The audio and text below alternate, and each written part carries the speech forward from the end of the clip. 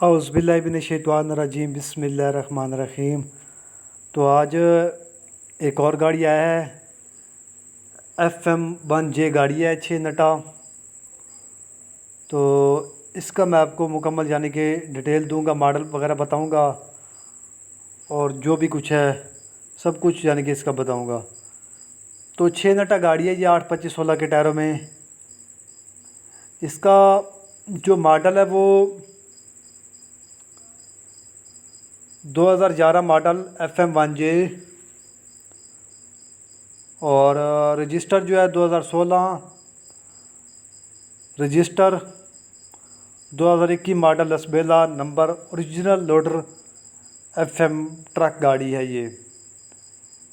तो ज़बरदस्त कंडीशन में ये गाड़ी है,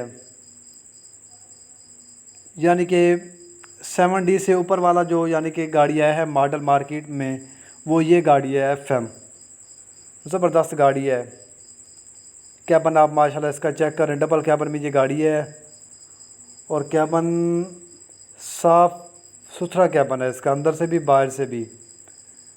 ये आप माशाल्लाह कैबन की कंडीशन चेक करें, बिल्कुल 0 मीटर कैबन है इसका।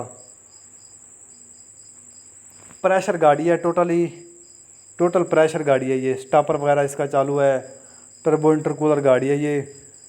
तो फ्रेम इसका 16 फीट में है, ये माशाल्लाह आप अंदर से चेक कर सकते हैं।